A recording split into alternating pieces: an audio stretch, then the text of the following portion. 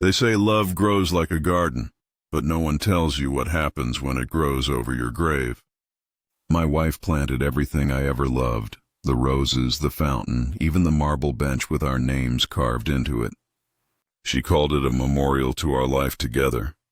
I didn't realize she meant it literally, because when I learned what she'd buried beneath those flowers, I knew the $400,000 we'd saved wasn't lost. It was buried, and so was I, in a way that no shovelful of dirt could fix. My name is Thomas Vale, and this is how my wife tried to bury her guilt under a garden, and how I dug the truth back out. They say every man has a place that reminds him who he used to be. For me, it was the garden behind our house, a half-acre stretch of earth that once smelled like summer and safety. I built it with my hands after retiring from the insurance business, something simple, grounding, a way to turn noise into growth. When Julia first suggested it, I thought it was just another of her projects. She'd always loved curating beauty, surrounding herself with it. She said a garden would keep us close, give us something to grow old into. I smiled at that. We'd already outlasted most couples we knew. 27 years. No children, but plenty of plans. Back then, we'd just sold our second property, a lakeside cabin we barely used, and walked away with $400,000 clean. I wanted to put it into savings or maybe a trust. Julia said we should do something alive with it. The phrasing stuck with me. She always had a way with words, soft, persuasive, never demanding. She made spending sound like dreaming. She started talking about investing in a landscaping project, one that could double as a small business. "You've got the skill, I've got the eye," she'd said. "We'll call it Vale Gardens." Our legacy, I agreed, because that's what trust looks like after nearly 3 decades. You stop reading every contract. You stop questioning enthusiasm. You start believing that someone who's shared your bed for that long couldn't possibly be planning to make it your grave. The project began like any other. We hired a local firm, Greenvale Designs, though I later learned the name was newer than the ink on the paperwork. Julia oversaw the money transfers, handled invoices, spoke to suppliers. I didn't mind. She'd always been sharper with people. I stuck to the physical side, clearing brush, laying stone paths, setting up irrigation. For the first few weeks, it was perfect. The smell of soil, the sound of sprinklers, it all reminded me of what I thought we were still building. Peace. Julia brought me lemonade in a glass pitcher, wearing those wide sun hats that made her look like something out of a magazine. She'd kneel beside me, trace her fingers through the dirt, and whisper ideas about fountains, benches, lighting. But as the project grew, so did her distance. She started making supply runs that took hours, sometimes days. When I'd ask where she'd been, she'd smile and say, "You'll see when it's finished." Then came the first red flag, a letter addressed to Vale Gardens LLC that arrived at our home. I didn't remember registering a business yet, but it bore both our names. Inside was an insurance policy, $500,000 worth, in Julia's handwriting. The beneficiary line was blank. I brought it up that night over dinner. She didn't flinch. "It's just a precaution," she said, sipping her wine. "You know how liability works." I did. I'd worked in insurance most of my life. But something about her tone, that smooth calm, felt too prepared, like she'd rehearsed it. Over the next few weeks, the invoices kept coming. Landscaping equipment, marble imports, water features, each one bigger than the last. Every check came from the same pool. The $400,000 we'd agreed was for us. But it wasn't just the money that vanished. It was the little things. Her touch, her laughter, the way she used to ask how my day was.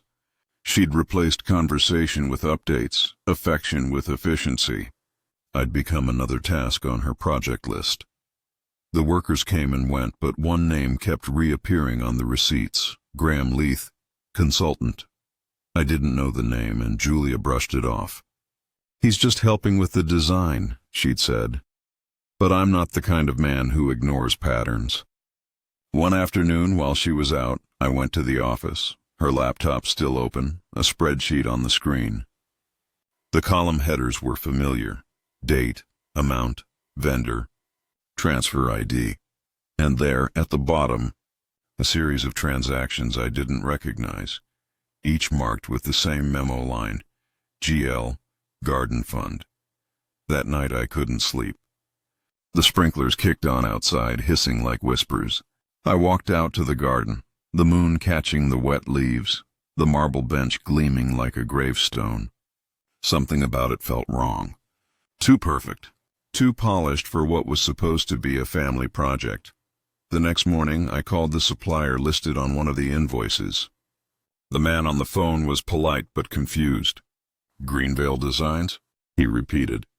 "Sir, that's not one of our clients." "Are you sure about the company name?" I double-checked the paperwork. Everything matched: letterhead, logo, even the address. But when I drove to the listed location, there was no office. Just an empty storefront with faded paint. I remember sitting in my truck, staring at that abandoned building, feeling something inside me go still. The kind of silence that comes before a storm. That night, Julia came home late, dirt on her hands, a smile that didn't reach her eyes. "Almost finished," she said, kissing my cheek. "You're going to love it." She went upstairs and I stayed in the dark, listening to her footsteps fade. I felt like a man living in someone else's house, someone else's story. A week later, she threw a small gathering to unveil the garden. Neighbors came, drinks flowed, laughter filled the air. She gave speeches about growth and new beginnings, words that sounded like wedding vows rewritten for strangers. When the guests left, I walked the garden paths alone. The moonlight hit the fountain just right, and I noticed something new: a small plaque at its base, in memory of what was and what could have been. I stared at it for a long time. My name wasn't there. That night I started digging. At first I didn't know what I was looking for, just the truth maybe. But about 2 feet down, the shovel hit something hard. Metal. I brushed away the dirt and found a small lockbox, sealed tight. Inside, bank statements, property deeds, and a new set of documents bearing Julia's signature. She'd purchased land, in her name only, using the same Greenvale Designs account. The garden wasn't a business, it was a front. The $400,000 wasn't invested. It was buried, laundered through fake vendors into a property listed under a shell company connected to one name, Graham Leith, and the address of that property, the same as the one Julia had been disappearing to for weeks. I didn't confront her that night. I didn't sleep either. I just sat by the window, watching the sprinkler mist settle over her perfect flowers, and realized I was looking at a crime scene built out of trust. I didn't tell Julia what I'd found that night. The key to revenge, I'd learned long ago in business, is patience. Rage burns too fast. Truth, though, it cooks slow. For the next few days I acted the same. Smiled at breakfast, mowed the lawn, complimented her garden. But every time she mentioned us, my eyes caught the marble plaque and those words, "In memory of what was and what could have been." It haunted me. Because Julia wasn't the kind of woman who said things she didn't mean. One afternoon, when she left for another one of her meetings, I drove out to the property address I'd found in the lockbox. It was a 45-minute drive west, past the city limits, into a quiet stretch of farmland. The GPS led me to a gated entrance with a wooden sign that read, "Leith and Vale Botanicals. Vale." My name. I pulled over across the road, engine off, and watched. 2 men were unloading crates from a truck, and then I saw her, Julia, in that same sun hat, clipboard in hand, directing them. She looked alive, purposeful. It was like watching her come back to life, but not for me. Then Graham appeared. Tall, late 40s, easy smile, the kind that hides ambition behind charm. He brushed dirt off Julia's shoulder and she laughed. That soft, unguarded laugh I hadn't heard in months. Something inside me cracked. Not jealousy. Not anger, just recognition. I wasn't her partner anymore. I was her cover story. I stayed long enough to see her hand him an envelope. Thick, manila. The kind that usually carries contracts or cash. She looked over both shoulders before passing it to him. That was the moment I decided to stop guessing. Back home, I went through everything. Every file, every drawer, every paper I could find. Julia had been careful, almost too careful. But old habits die hard. She'd kept backups, labeled and neat, on an external drive buried under household budgets. When I opened it, I found folders dated back nearly a year before the garden even began. Each one named after a phase of the project: seed, growth, bloom, rest. Inside each folder were spreadsheets tracking payments, transfers, and, most importantly, ownership documents tied to shell corporations. All of them funneled into one central entity, Vale Botanicals Holdings. The signature at the bottom of the creation documents wasn't hers, though. It was mine. A perfect match. She'd forged my name, and not just once. There were multiple contracts where Thomas Vale authorized transfers, leases, and withdrawals. She'd built an entire paper trail that made me the investor, the financier, the fall guy. If the business ever went under, the debt, the missing $400,000, all of it would point to me. It was genius. And cruelly poetic. I spent that night reading through it all, piece by piece, feeling my pulse slow. Revenge didn't come to me like thunder. It came like rain, quiet, steady, cleansing. I wasn't going to destroy her. I was going to let her destroy herself. The next morning I called an old colleague, Martin Hughes, a private auditor who owed me a favor. "I need you to look at some documents," I told him. "Strictly confidential," he hesitated. "This sounds serious, Tom." "It's about trust," I said, "and numbers." Within 2 days, Martin confirmed everything I'd suspected, and more. Julia and Graham had funneled the $400,000 into an account that was being used to purchase a series of experimental botanical patents, all under Graham's research firm. My forged signature gave them full authorization to move the money as silent partners. When I asked Martin what that meant legally, he chuckled. "It means if it fails, you're bankrupt. If it succeeds, they're rich." But Martin also found something they hadn't hidden well: correspondence. Emails between Julia and Graham discussing Phase 4 transition. "Once the garden is done, we can finalize the statement. He'll never question it. He thinks this is our legacy. He won't. He's too sentimental." Those words gutted me more than the affair itself. Too sentimental. That was what I was to her, a weakness. That's when the plan started to form. Slowly, quietly, like the way roots spread beneath the soil before anyone sees a leaf, I created a mirrored copy of every file, every forged document, every transaction. Then I built my own trail, a version of reality where I was the one who had caught on early. I transferred the garden's ownership rights, legally, to myself through a quiet notary transaction Martin helped process. Julia never noticed.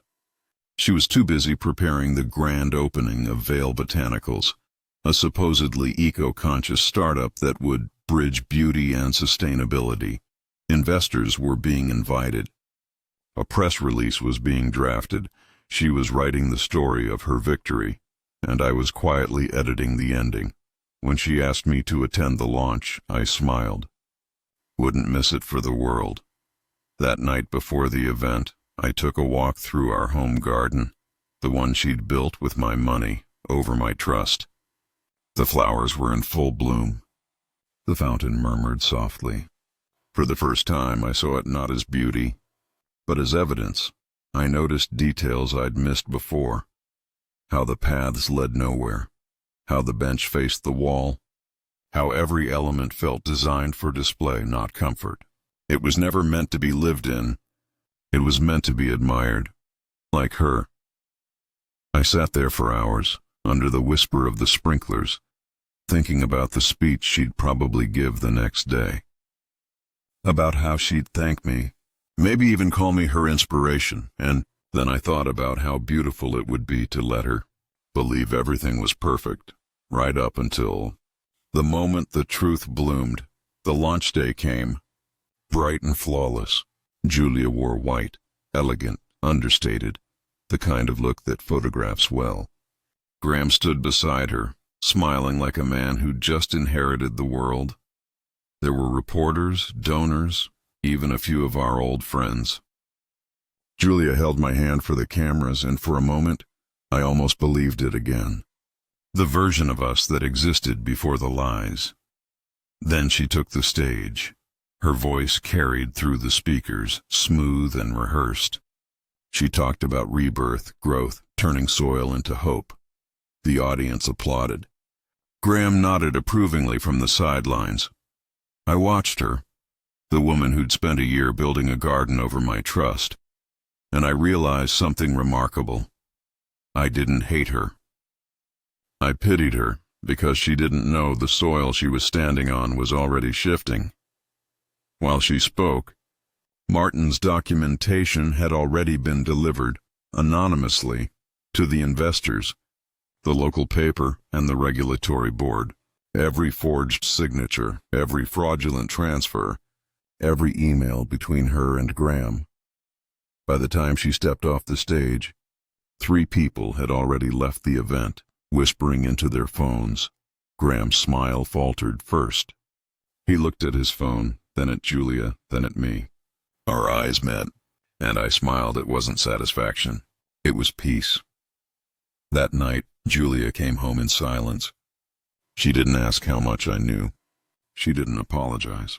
She just walked into the garden, stood under the fountain light, and stared at the plaque. In memory of what was, and what could have been. I stood at the doorway, watching her realize the meaning she'd accidentally written for herself. That was her revenge, her own words. Turned back at her. She left 2 weeks later. The investors pulled out, Graham vanished, and the property went into legal limbo. I signed nothing, said nothing, and let silence finish what betrayal started. Now, when I water the garden, I think about how beautiful it is, not because of the flowers, but because of what's buried beneath them, the truth. There's a moment after any storm where the world doesn't quite know if it's still raining. That was Julia's life in the weeks that followed. The news about Vale Botanicals broke quietly, not as a scandal, but as a whisper that grew teeth. The investors who once toasted her brilliance began returning her calls less often. The local paper ran a 2-column piece about financial irregularities tied to the launch. And Graham? He disappeared faster than a shadow at noon. I didn't gloat. I didn't call her out. I simply watched. Every morning she sat at the kitchen table, scrolling through her phone, eyes darting between disbelief and fear. She tried to hide it, but you can always tell when someone is fighting a losing battle. They move slower, talk softer, like the air itself has become heavier. I'd pass by and ask, "Everything all right?" She'd look up with that same brittle smile and say, "Of course. Just busy." It's strange how lies become quieter when they start to die. The garden outside was changing too. The roses she'd planted with such precision were beginning to wilt. The fountain that once sparkled was choked with fallen petals. It was as if the earth knew what she'd done. One evening, I found her out there long after dark. She was sitting on the bench, the one that faced the wall, shoulders trembling. "Julia," I said softly. She didn't look up. "You should have told me you were coming." "I live here," I replied. She finally turned. Her eyes were swollen, not from anger but exhaustion. "They think I forged your name," she said. I said nothing. She stood, her hands shaking. Did you do this? I met her gaze. You did. For a long moment we stood there in the quiet, the sound of the wind passing through the dead leaves. Then she laughed, a single cracked sound that held more defeat than madness. You always were good at waiting, she said, and walked past me into the house. I watched her go, and it felt like watching a ghost retreat into the dark. The days turned colder. October bled into November. Julia stopped tending the garden altogether. She barely spoke, barely slept. The house felt like a museum of our old lives. Clean, silent, unlived. Sometimes I caught her in the study, staring at the old photographs of us. Our wedding, our vacations. The house when it was still a dream instead of a cage. She'd pick up a frame, touch the glass, then set it back down like it burned. One night she broke the silence. "Thomas," she said from across the room. "Do you hate me?" The question lingered between us, heavy and real. I thought about it before answering. "No," I said. "I don't think I do." She frowned. "Then why all of this?" I looked at her. At the woman who once promised me forever and handed me forgery instead. "Because hate ends things," I said quietly. "And I wanted you to see what you built." Her lips parted, but no words came. She just nodded slowly, as if she understood something she'd been avoiding. Weeks passed. Winter came early that year. The garden froze over, brittle stems, pale petals under frost. Julia spent most of her time inside, making calls, sending emails. She was trying to salvage the company, the dream, the reputation. But no one trusted her anymore. One evening, I found a notice on the counter, an official letter. The board had filed an investigation into her financial dealings. She'd been suspended indefinitely. She didn't even try to hide it from me. "I'm ruined," she said flatly. I poured myself a glass of whiskey and sat across from her. "No," I said. "You're free." She looked up, confused. "You spent years pretending to build something real. Maybe now you'll stop pretending." Her eyes filled with tears she didn't let fall. "You sound like you're glad." "I'm not," I said. "But I am done." That night I found her outside again, in the middle of the dead garden, barefoot, her breath fogging in the cold air. She was digging at the soil with her hands as if trying to reach something buried. "Julia," I called. She didn't stop. "It was supposed to be beautiful," she said, voice shaking. "It was supposed to mean something." I walked closer and she looked up at me. Dirt streaked across her face, tears freezing on her cheeks. I thought if I made it perfect, maybe we'd be perfect again. It was the first honest thing she'd said in months. I knelt beside her and looked down at the hole she'd dug. There was nothing there but cold earth and roots. "You can't plant trust in lies," I said. She laughed weakly. "Then what's left?" I stood. "The truth." And with that I walked away. Over the next few weeks Julia packed her things. She didn't say where she was going, and I didn't ask. When she finally left, she paused at the doorway and turned back. "For what it's worth," she said, "I did love you." I nodded. "Then that's what you'll have to live with." The door closed softly behind her. In the months that followed, the house became quiet, not empty, just peaceful. I spent my mornings tending the garden again, clearing the weeds, letting the soil breathe. I didn't replace the plaque. It stayed there, weathered, gray, a monument to something both of us lost, and something only one of us found again. Peace. But the story didn't end there. Because one spring morning, as the frost melted and new life began to stir, I received an envelope. No return address. Inside was a single photograph. The garden at its peak bloom, sunlight pouring through, and Julia standing in the center, smiling at something beyond the frame. On the back, in her handwriting, were 3 words. "You were right." I didn't know where she'd gone, but it didn't matter. The garden had done what it was meant to do. It buried the lies and grew something truer in their place. It's strange how life keeps moving after you've buried something you loved. Time doesn't heal. It teaches. 3 years have passed since Julia left. The house is quieter now, though not lonely. There's a difference between being alone and being empty. I fill my days with quiet rituals, coffee at dawn, pruning the rose bushes, reading by the window where the light hits soft in the afternoons. The garden is different, too. It's smaller, simpler. I tore out the ornamental designs she'd commissioned, the perfectly symmetrical paths, the marble bench that faced nothing. In their place, I planted wildflowers, the kind that bloom without permission, that find their own way through the cracks. People say the ground remembers. If that's true, this one remembers everything. Sometimes, when I dig, I still find pieces of the old garden, broken tiles, rusted nails, fragments of plans she left behind. They remind me not of her deceit, but of her effort, her need to build something beautiful, even if it came from lies. I think that's what makes revenge such a dangerous thing. It starts as justice, but it can easily turn into preservation. You don't just want to destroy the person who hurt you. You want to make sure the hurt means something. That's what I did. I made it mean something. Every spring, people from town walk by and stop to admire the garden. They call it Vale's bloom. They think I hired designers. I never correct them. Sometimes they ask if my wife helps me tend it. I tell them, she helped plant it. It's not a lie. A few of them still remember the story. The scandal, the company, the investigation that swallowed her dream whole. But stories fade. Reputations die quicker than marriages. What stays are the details. The way the flowers turn toward the light. The sound of water running through the fountain I restored by hand.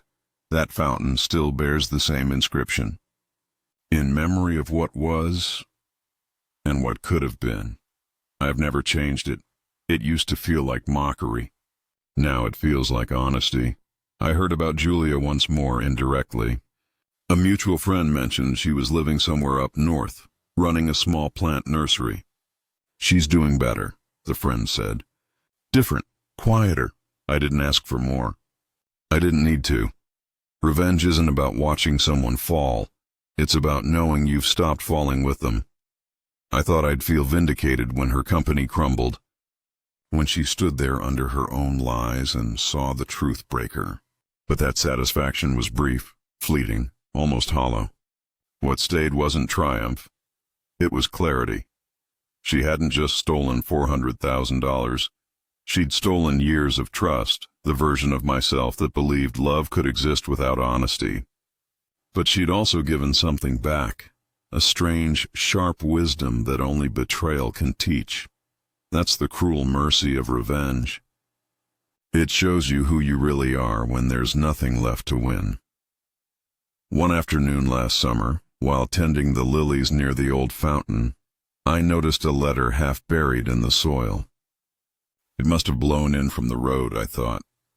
But when I opened it, I froze. It was from Julia. The handwriting was the same, careful, deliberate, elegant. Thomas, if this ever reaches you, I hope it finds you at peace.